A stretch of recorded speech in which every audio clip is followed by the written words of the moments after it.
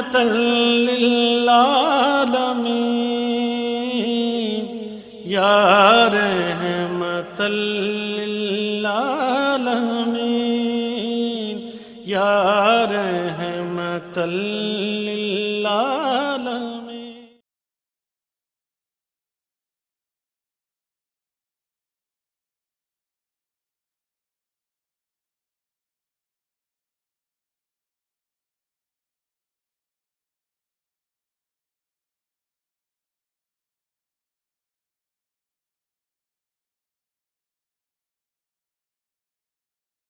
اللهم صل على محمد وعلى آل محمد كما صليت على إبراهيم وعلى آل إبراهيم إنك حميد مجيد. اللهم بارك على محمد وعلى آل محمد كما باركت على إبراهيم وعلى آل إبراهيم إنك حميد مجيد. رب اشرح لي صدری ویسر لی امری واحلل عقدۃ من لسانی یفقہوا قولی. السلام علیکم ورحمۃ اللہ وبرکاتہ. میرے گراں قدر اور قابل احترام معزز و مکرم سامعین، السلام علیکم ورحمۃ اللہ وبرکاتہ. میرے معزز سامعین، میں نے قرآن پاک کا 4 زبانوں میں ترجمہ آپ کے سامنے پیش کیا ہے، اردو، پنجابی، انگلش اور چائنیز میں. اور اس کے بعد اسی مان کو لے کر میں سیرت انسائکلوپیڈیا حضرت محمد مصطفیٰ صلی اللہ علیہ وآلہ وسلم آپ کے سامنے رکھنے کی سعادت حاصل کر رہی ہوں، اور آپ اسے سننے کی سعادت حاصل کر رہے ہیں. میری اس دعا کے ساتھ، التجا کے ساتھ کہ اللہ تعالیٰ مجھے اور جہاں تک میری آواز پہنچے ان سب کو ان اپنے پیارے بندوں میں شامل کر لے جس پر اسے مان ہے، یقین ہے، اعتماد ہے. اللہ نے یہ زندگی ہمیں ایک مہلت کے طور پر دی ہے کہ ہم خود کو ثابت کریں.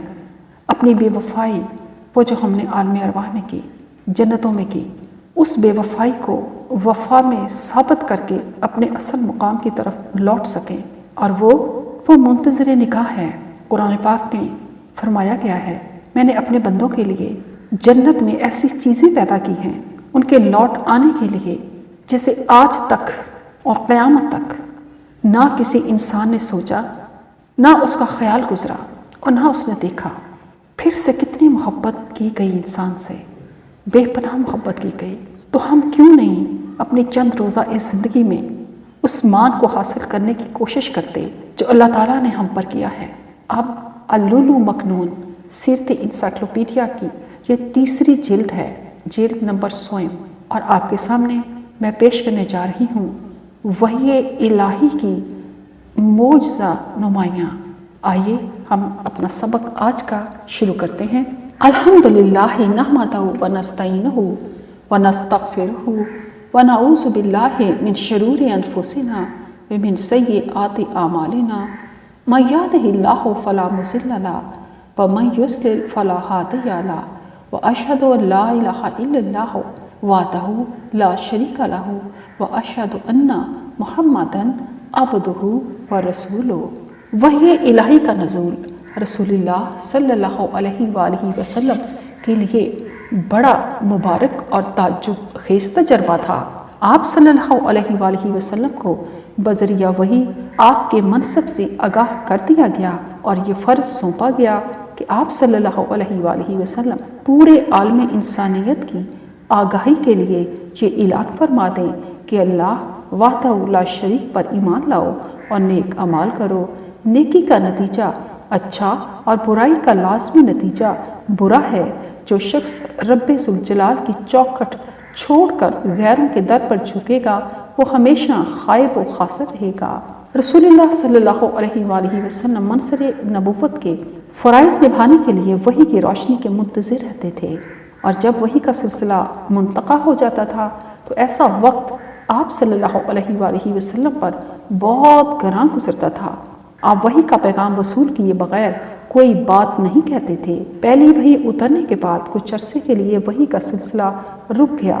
وحی رک جانے کے اس عرصے کے بارے میں مختلف اقوال ہیں. بعض کہتے ہیں بندش کی مدت 3 سال تھی اور بعض نے 2.5 سال کہی ہے. ابن عباس رضی اللہ تعالیٰ عنہ نے 40 دن کا ذکر کیا ہے. یہ بھی کہا گیا ہے کہ یہ بندش تھوڑے دن ہی رہی. وحی کا تعلق اللہ رب العزت کی مرضی اور منشا سے ہے۔ وحی رک جانے میں یہ سبق اور حکمت روشن ہے کہ یہ معاملہ ہر لحاظ سے پوری طرح صرف اللہ تعالیٰ کی مرضی پر موقوف ہے۔ وہ شہنشاہ اعظم ہے، قادر مطلق ہے، جب چاہے وحی بھیجے، جب چاہے روک لے۔ رسول اللہ صلی اللہ علیہ وآلہ وسلم اس معاملے میں اپنا کوئی اختیار نہیں رکھتے۔ اس بارے میں ارشاد باری تعالیٰ ہے، بسم اللہ الرحمن الرحیم، قل ما یکون لی ان ابدلہ من تلقاء نفسی ان اتبع الا ما یوحی الی انی اخاف ان عصیت ربی عذاب یوم عظیم۔ کہہ دیجئے مجھے اختیار نہیں کہ میں اسے اپنی طرف سے بدل دوں، میں تو اس چیز کی پیروی کرتا ہوں جو میری طرف وحی کی جاتی ہے۔ بے شک اگر میں اپنے رب کی نافرمانی کروں تو مجھے بڑے سخت دن کے عذاب سے ڈر لگتا ہے۔ جب وحی کا سلسلہ رک جاتا تھا اور جبرائیل علیہ السلام کی معرفت آسمانی خبریں آنی بند ہو جاتی تھیں تو رسول اللہ صلی اللہ علیہ وآلہ وسلم مضطرب ہو جاتے تھے اور آپ صلی اللہ علیہ وآلہ وسلم کی خاموشی بڑھ جاتی تھی۔ اس آیت میں اللہ تعالیٰ نے آپ کو بالکل صاف اور غیر مبہم الفاظ میں حکم دیا ہے کہ آپ وحی کے بارے میں لوگوں کو دو ٹوک بات بتا دیں کہ میں صرف وحی کی روشنی میں عمل کرتا ہوں، مجھے اس بات میں کوئی اختیار نہیں کہ میں اپنی طرف سے کوئی رد و بدل کروں۔ یہ معاملہ ایک بہت بڑی حقیقت کی خبر دیتا ہے۔ غور کا مقام ہے کہ جب خود سید الانبیاء صلی اللہ علیہ وآلہ وسلم پر وحی آنی بند ہو جاتی تھی اور آپ آسمانی احوال سے بالکل بے خبر اور لا علم رہتے تھے، تو پھر وہ لوگ کس منہ سے غیب بینی کا دعویٰ کرتے ہیں جو کالے علم، فال، ستاروں کی چال اور ہاتھوں پر پھیلی ہوئی لکیروں سے توہمات کا تانا بانا بنتے ہیں اور لوگوں کو ان کے مستقبل کے خود ساختہ من پسند احوال بتا کر ان کی جیب پر ڈاکہ ڈالتے ہیں۔ حق تو یہ ہے کہ صرف اللہ تعالیٰ ہی عالم الغیب ہے، غیب کا علم اللہ تعالیٰ کے سوا اور کسی کو نہیں۔ خود محمد رسول اللہ صلی اللہ علیہ وآلہ وسلم بھی اپنی آگاہی کے لیے وحی کے محتاج تھے۔ مقصد حاصل کے لیے درجہ بدرجہ آگے بڑھنے کی اہمیت۔ نبوت کا آغاز بھی درجہ بدرجہ ہوا، پہلے خلوت کا مرحلہ آیا، پھر سچے خواب دکھائی دیے، پھر نبوت کا تاج پہنایا گیا۔ اسی طرح غیر مسلموں کو دعوت دینے کا اصول بھی یہی ہے، جیسا کہ معاذ رضی اللہ تعالیٰ عنہ کی حدیث سے واضح ہے کہ جب انہیں رسول اللہ صلی اللہ علیہ وآلہ وسلم نے یمن میں دین حنیف کی دعوت و تبلیغ کے لیے بھیجا تو فرمایا، آپ ایسے لوگوں کے پاس جا رہے ہیں جو اہل کتاب ہیں، آپ سب سے پہلے انہیں اللہ کی عبادت توحید کی طرف بلائیں۔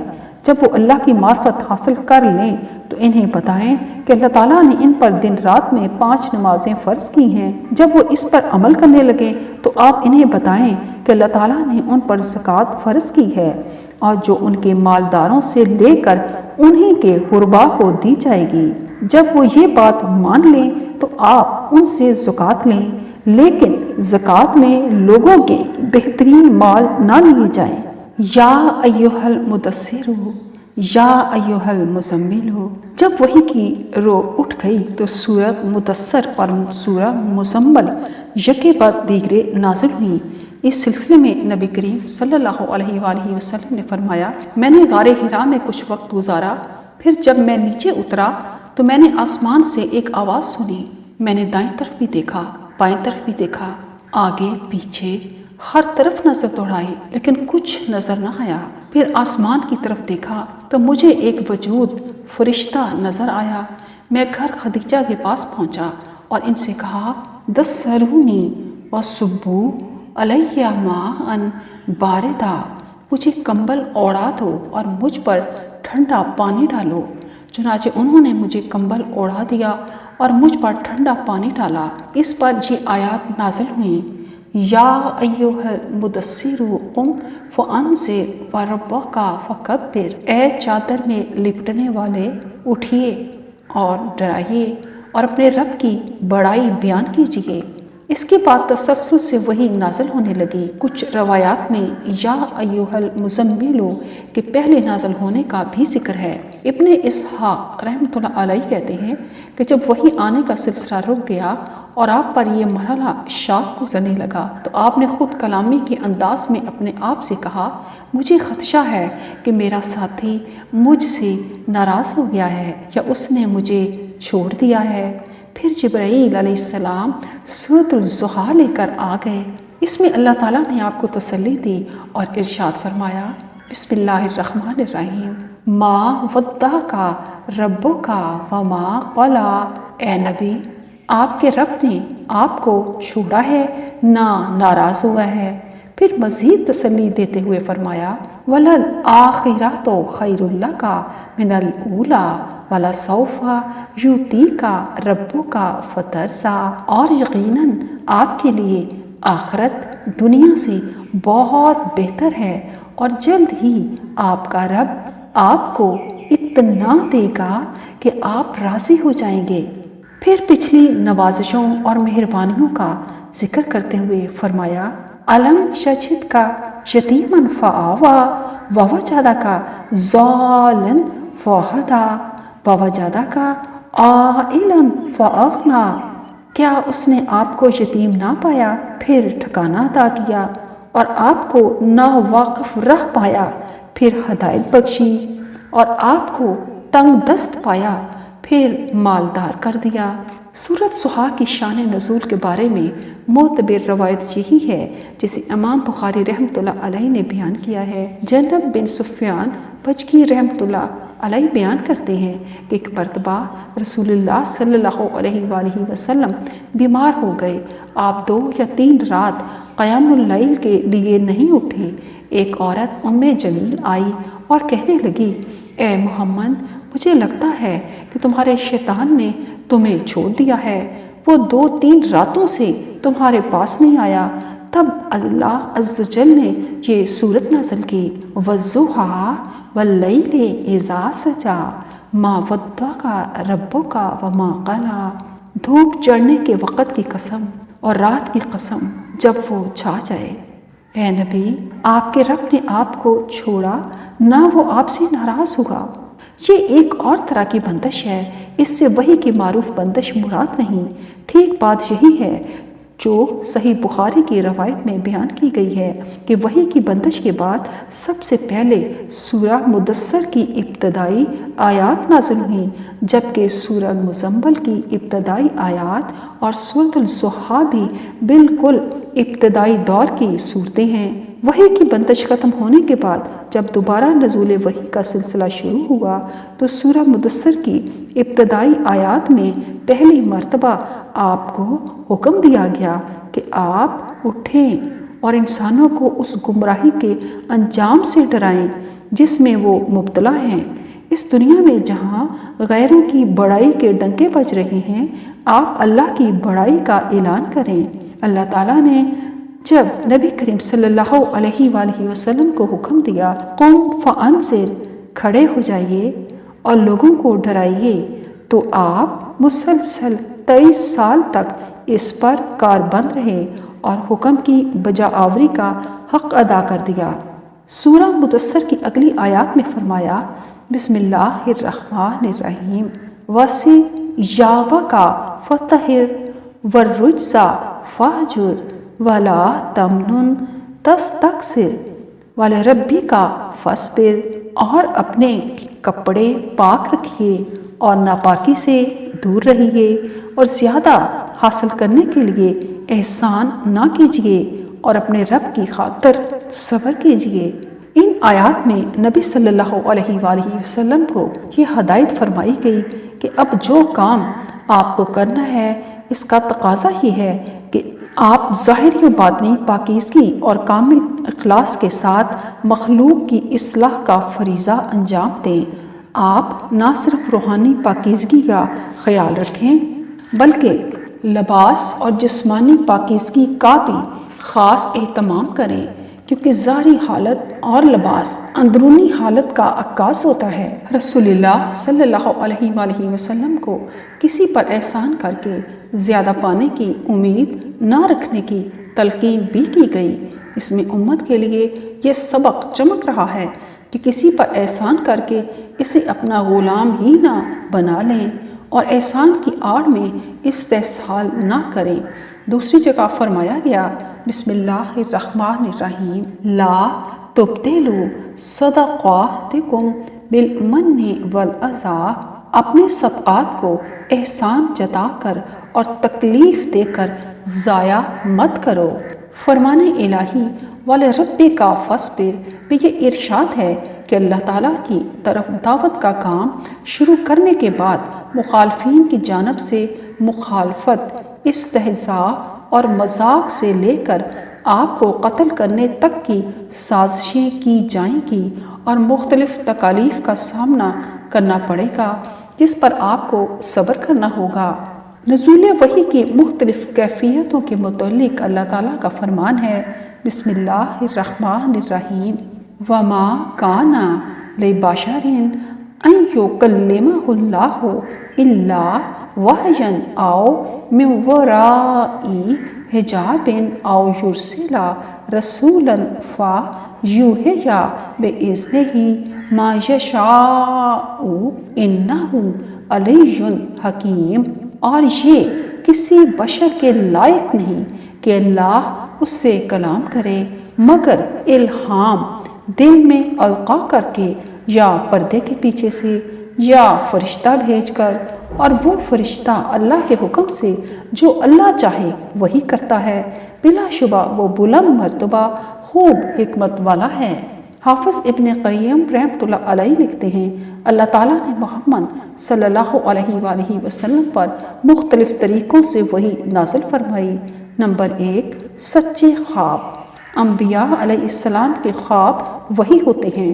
نبی کریم صلی اللہ علیہ وآلہ وسلم پر وحی کی ابتدا اسی طریقے سے ہوئی جیسا کہ ام المومنین سیدہ عائشہ رضی اللہ تعالیٰ عنہ کی روایت میں آپ کو بتا دیا گیا ہے۔ نمبر 2، کبھی جبرائیل علیہ السلام ظاہر ہوئے بغیر ہی رسول اللہ صلی اللہ علیہ وآلہ وسلم کے دل میں کوئی بات ڈال دیتے تھے۔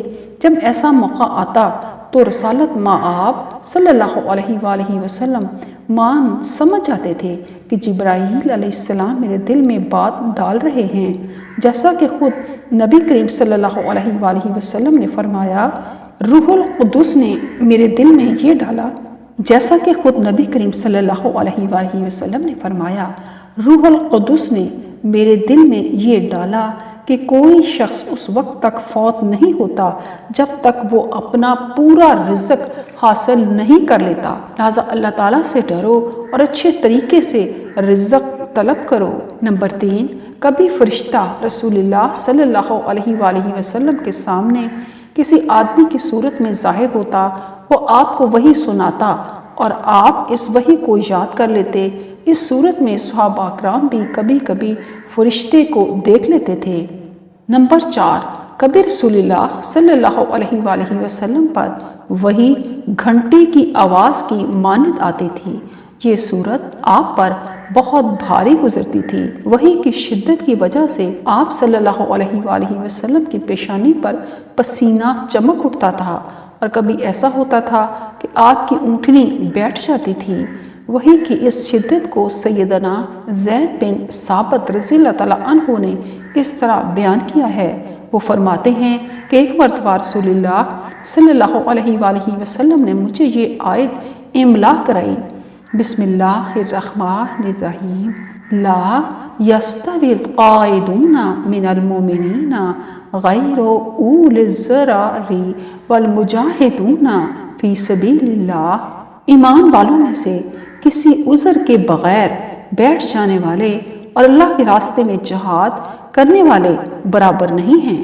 اسی دوران میں اچانک حضرت عبداللہ ابن مکتوم رضی اللہ تعالیٰ عنہ آ گئے۔ وہ نابینا تھے۔ رسول اللہ صلی اللہ علیہ وآلہ وسلم سے عرض کرنے لگے اگر میں جہاد کی طاقت رکھتا تو جہاد کرتا۔ اسی وقت اللہ تعالیٰ نے یہ وحی نازل فرمائی۔ اس وقت رسول اللہ صلی اللہ علیہ وآلہ وسلم کی مبارک ٹانگ میری ران پر تھی۔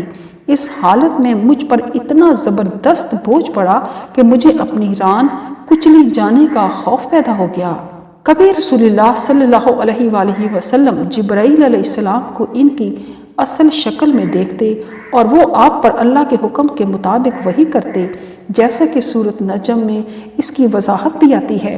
کبھی اللہ تعالیٰ نبی صلی اللہ علیہ وآلہ وسلم سے براہ راست ہم کلام ہوا۔ اللہ تعالیٰ کا فرشتے کے واسطے کے بغیر براہ راست کلام فرمانا ایسے ہی تھا جیسے اس نے حضرت موسیٰ علیہ السلام کو براہ راست ہم کلامی کے شرف سے نوازا۔ حضرت موسیٰ علیہ السلام کی یہ قدر و منزلت قرآن مجید کی اس آیت سے ثابت ہے۔ بسم اللہ الرحمن الرحیم۔ وَكَلَّمَ اللَّهُ مُوسَىٰ تَكْلِيمًا، اور اللہ نے موسیٰ علیہ السلام سے کلام کیا۔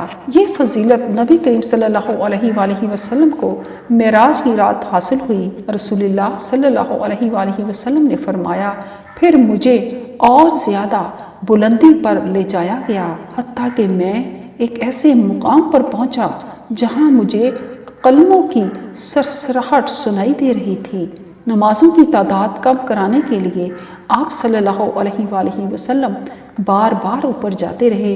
اس وقت اللہ تعالیٰ نے رسول اللہ صلی اللہ علیہ وآلہ وسلم کو کلام کا شرف عطا فرمایا تھا۔ صدق اللہ العظیم۔ اللهم صل على محمد وعلى آل محمد كما صليت على إبراهيم وعلى آل إبراهيم إنك حميد مجيد اللهم بارك على محمد وعلى آل محمد كما باركت على إبراهيم وعلى آل إبراهيم إنك حميد مجيد